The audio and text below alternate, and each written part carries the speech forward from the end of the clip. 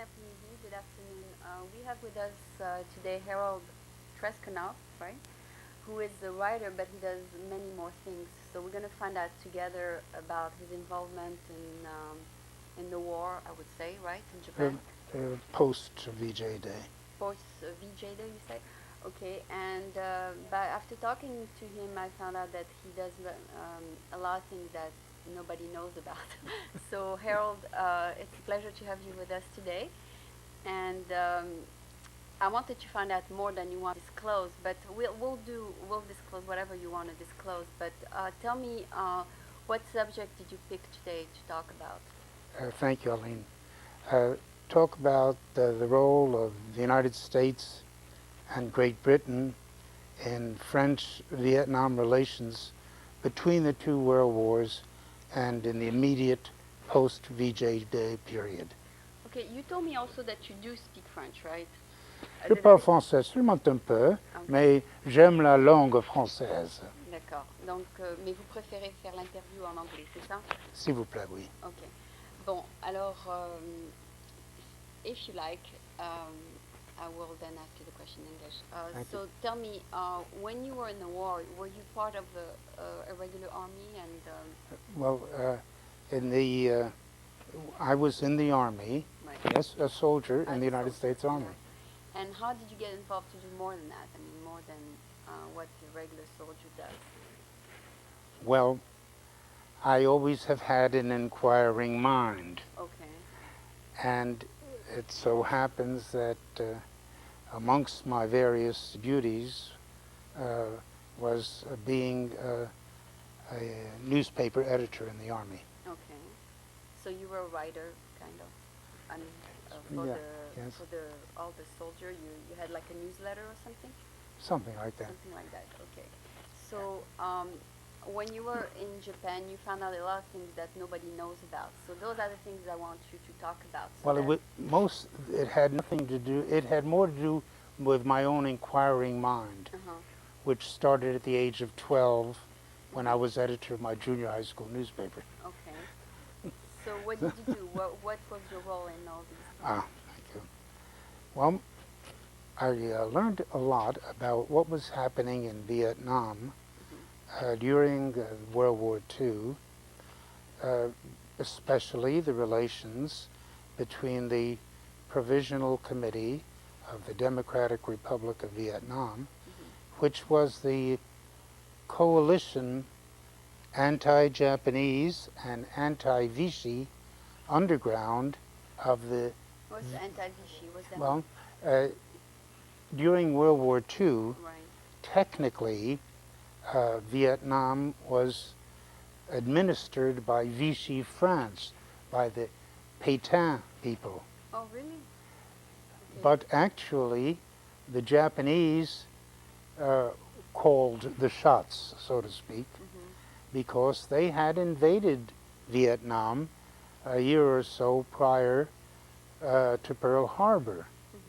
And so Vietnam was technically a French colony, but in reality it was run by Japan. So the two groups. You mean we hear mostly about the French? I never heard a lot too much about the Japanese being involved in Vietnam before. I mean, all I heard about mostly is the French. Maybe because I was raised in France, but that's all I heard about myself. Oh. Maybe in Japan they learned something else in school, but...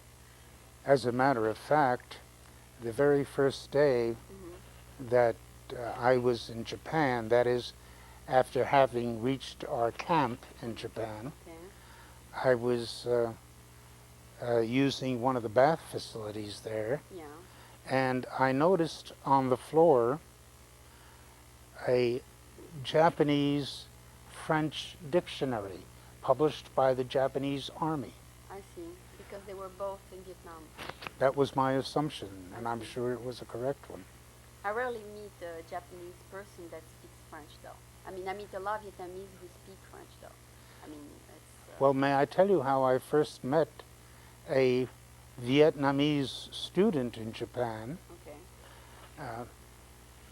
I was walking down the Ginza, which is the main street in Tokyo. Okay. and I thought that I'd conduct a little experiment, like walking down the sidewalk, looking each person in the eye as that person approached me on the opposite side of the sidewalk. And I would concurrently hum, sing, and whistle the Marseillaise. Wow. And see what kind of a reaction I would get. I see. Well, I was almost to the middle of the block, and most of the people in kimonos at that time ignored it. They didn't know. They ignored it. They didn't know what was happening. And they thought maybe it's just somebody singing something weird. Yes. Okay. But then along came a person whom I assumed was a Japanese person, a young fellow, in nondescript Western clothes, an odd jacket, an odd pair of trousers, and he stopped, and he rattled off Parisian French, perfect Parisian French to me. And I didn't know Vietnamese or Japanese, but I could converse in French with him. And so he told me a good many things. I see.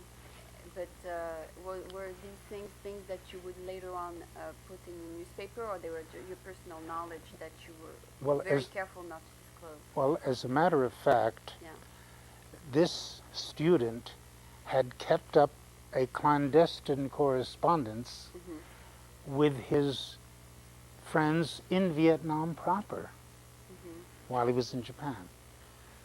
Then, after the war, after I came back... When you say clandestine correspondence, then you wouldn't go through the regular airmail channels? What I meant was a private correspondence of sorts. He knew what was happening inside the anti-Japanese and the anti-Vichy French guerrilla movement. He knew that American OSS troops, which means Army, Navy, Marines, as part of the Office of Strategic Services troops in Vietnam, while it was occupied by Japan, were cooperating with the anti-Japanese Vietnam underground. And he told me of the relationship between the two from time to time. I see. But who were you? I mean, you were an American, right? I mean, you are from you are a Russian, but you were basically an American. Well, I'm my parents came from Russia when they were teenagers. Oh, okay. But I'm native born, yeah. Okay. Now, with these people, when they told you things, did they know that you could possibly relate what they would tell you? Well, all they knew was that we both spoke French and we had a conversation, and it was entirely informal. Okay, so it was not very important information then? To me it was. To you, okay. What kind of information? Well, specifically that, for example, that the Vietnamese guerrillas who fought as allies with the American OSS troops, starting in 1944 about. Prior to 1944, in the Office of Strategic Services in Washington, D.C., a Indochina desk had been established. In 1944, actually American troops entered Vietnam as allies, fought with the Vietnam underground against Japan and against the Vichy French. Wow, okay. Now, he told me, for example, this Vietnam student, that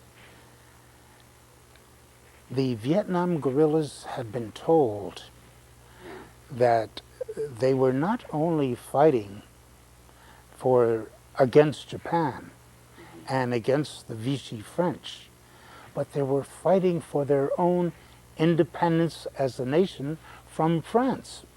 Okay, so then not only they wanted to be independent from Japan, but also from France. They wanted to be totally independent. Yes. Which they achieved anyway, now.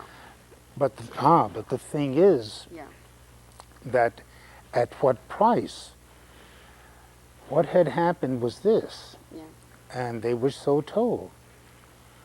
President Roosevelt had disagreed with General de Gaulle and with Winston Churchill. President Roosevelt believed that Vietnam should be independent from France after World War II. But de Gaulle, of course not, and neither Churchill. Well, so they both wanted to colonize that country. Churchill wanted to keep the British Right. colonies, And de Gaulle wanted to keep the French colonies. And finally, none of them did. I mean, the Americans wanted what the Americans have to do there? Liberate Vietnam? What the Americans did was, by order of the Commander-in-Chief, President Roosevelt, and General William Donovan, who was head of the Office of Strategy, was to help defeat the Japanese in World War II. And their role in Vietnam was toward that end. And toward that end, they fought as allies with the Provisional Committee of the Democratic Republic of Vietnam, which was a coalition group. The Emperor Bao Dai on the right, all the way to the extreme left, Ho Chi Minh, and all the entire political spectrum So you, in between. in other words, the Americans were with the Vietnamese at one point.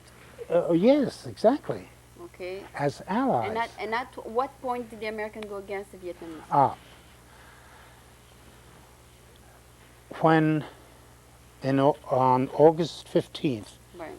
Emperor Hirohito accepted the American surrender terms. Then Ho Chi Minh, as head of the coalition Vietnam Underground, sent a message to President Truman, And told him what? which said, in effect, President Roosevelt has promised us independence from France on VJ Day.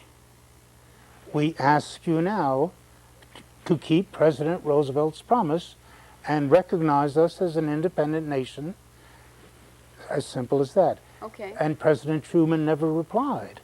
I see. So all of a sudden, the Americans were against the Vietnamese with the French. Is that it? Well, what happened was, we're a little bit ahead of the game, Well, okay. in that what happened, and I think is especially interesting, August 15th, Hirohito accepted surrender. A day or so later, Ho Chi Minh wrote to President Truman, and on August 17th, General de Gaulle appointed Thierry d'Argenlieu as the Governor General of Vietnam. Vietnam, Oh, wow. and appointed Jacques Leclerc No. as the commander of the military forces there. And Maurice Schumann in Washington had got word that President Truman, Maurice Schumann was the French ambassador in Washington, Okay. he had got word that President Truman was ignoring the request of Ho Chi Minh. I see. He contacted de Gaulle And told him. and told him that.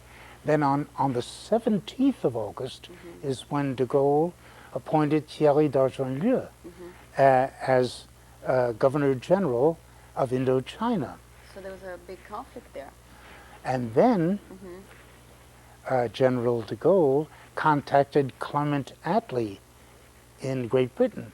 Attlee had won an election against Winston Churchill and was now the Prime Minister of Great Britain.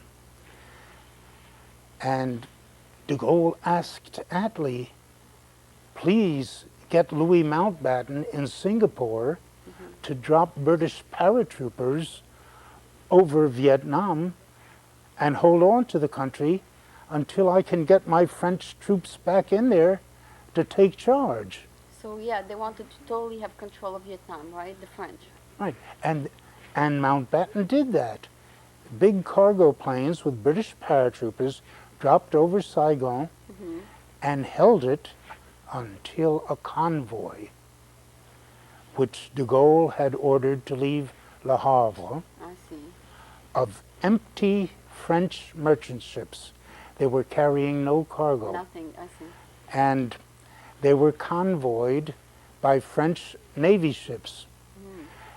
And they were on their way ultimately to Vietnam Right. because Mountbatten was holding on to Vietnam for them. But nobody knew they were empty, right? Not at the time.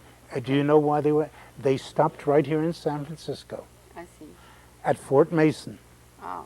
and Refueled, filled up. Refueled. Okay. More than refilled, filled up with arms. Wow. The Okay. ships were empty.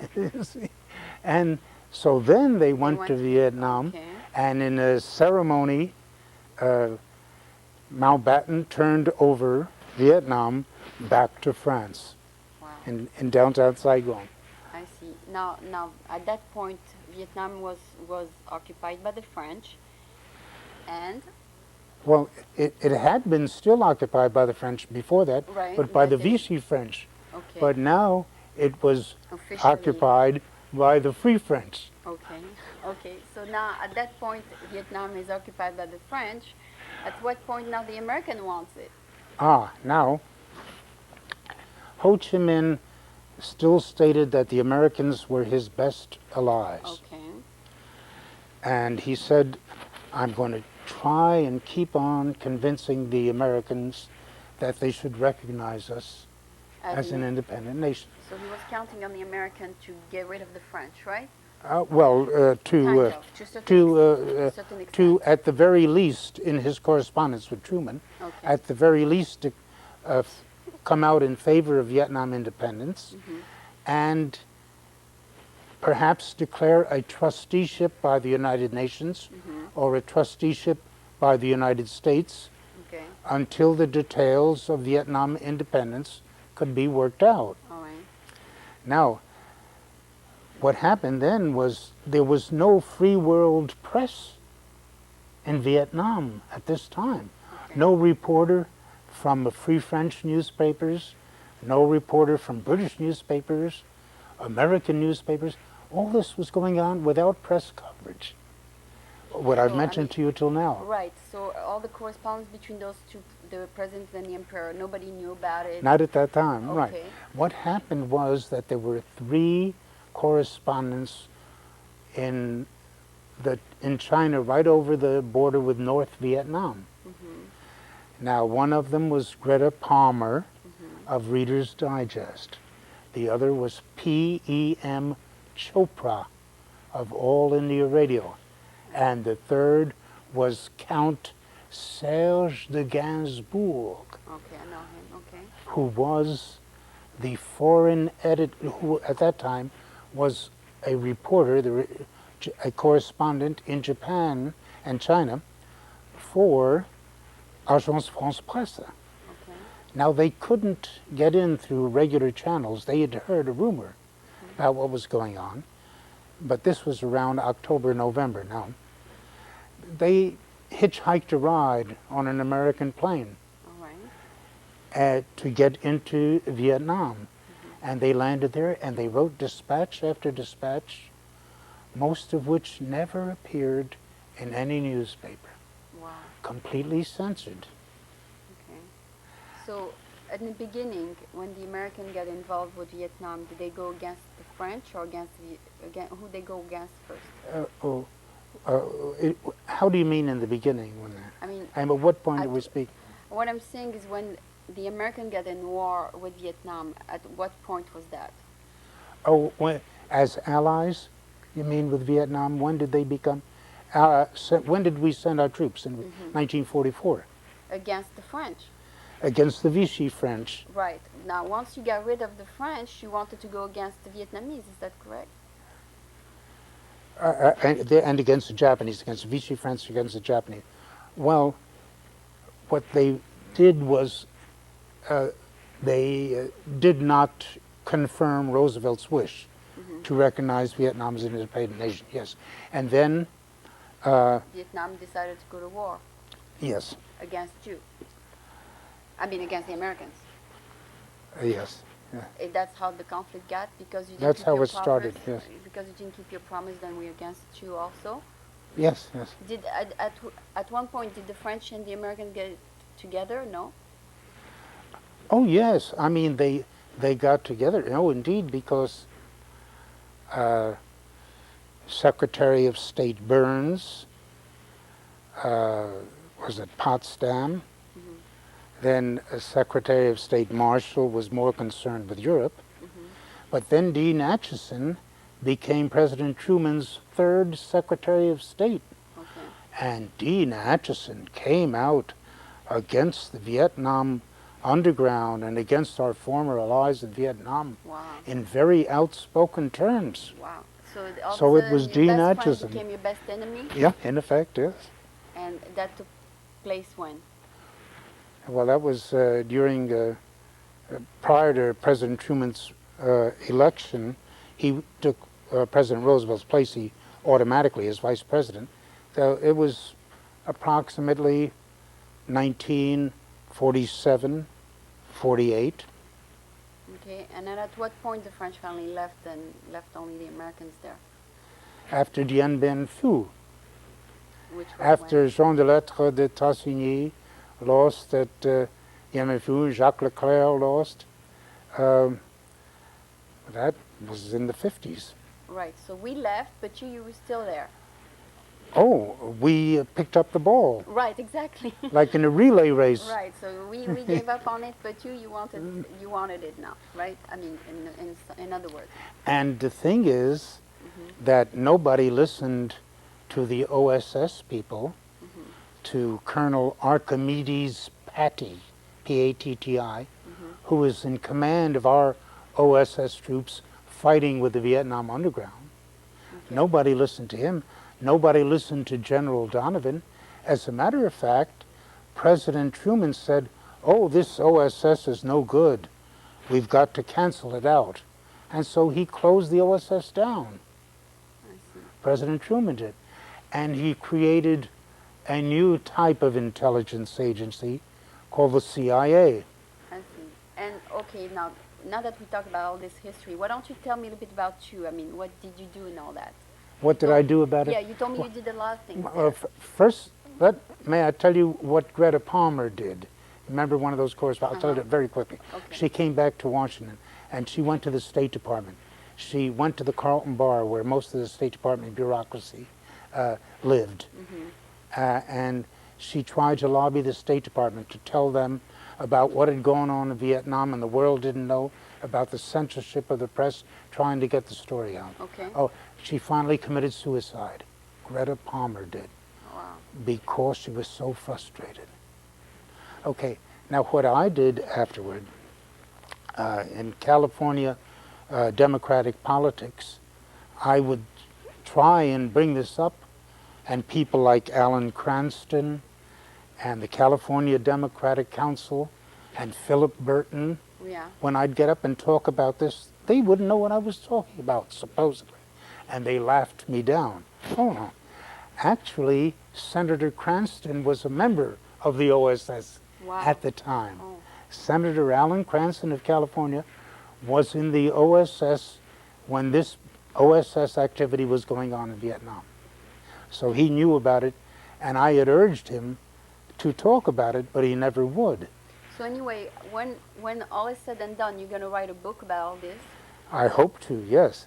Okay. I wrote a letter to the editor of the Washington Post in the 1960s, and they printed it verbatim, and they put the title on it, Secret History. I demanded in the letter that all correspondence between the United States and the Provisional Committee of the Democratic Republic of Vietnam from 1944 through 1946 be declassified. To the best of my knowledge, it's still classified. You mean you think it's wrong? There's no reason to keep it secret. Somebody should try and get a Freedom of Information application to the National Archives to get all that correspondence made public. I tried to get the Congress to declassify it. They could have done it by an act of Congress in the 1960s. That's what I expressed in my letter to the Washington Post, and that's what I asked Senator Cranston to do, but he never did So it. it's not done yet. So until it's done, you still cannot disclose anything, right? Well, what I mean is the documentary evidence which is there, people know about it now. Colonel Paddy made it public in a lot of his statements. Okay. People know about it, but so that's about it. Okay. So anyway, they keep interrupting us here. I've got to get to these cameramen. But I guess you gave us a little bit. It looks like you gave me just an introduction. It seems that I don't know the real story yet. I mean, I don't know nothing. I wanted to find out more. But I guess we'll do another one later. Okay. It looks like you just gave me an introduction. I didn't find out anything of what I wanted to find out yet. But I thank you for being here. And I will definitely interview you again because you didn't tell me nothing yet. Thank you very much for being here. Thank you, Aline. So this was Harold, I would say an intelligence agent. Oh, God, no. No, I would Is this say, still on? No, it's...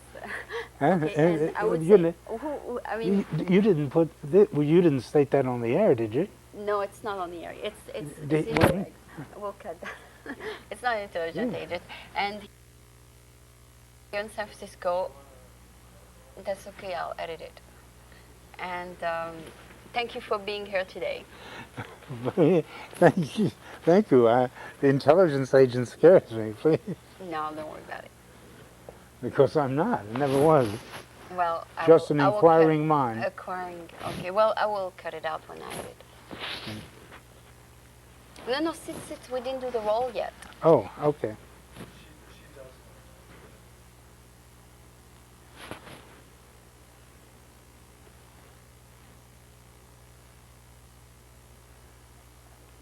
I'd get in real trouble. I don't know. No, we'll cut it Use out. the word. But anyway, it doesn't matter. At your age, you don't care. I do care very much. Yeah. Because a person who claims that he, or any, or indication that he's something which he's not, it's trouble. I guess they're doing the roll now. The roll. What does that mean, a rerun? No, the roll is when they run the names of the people who are involved. Oh, I see.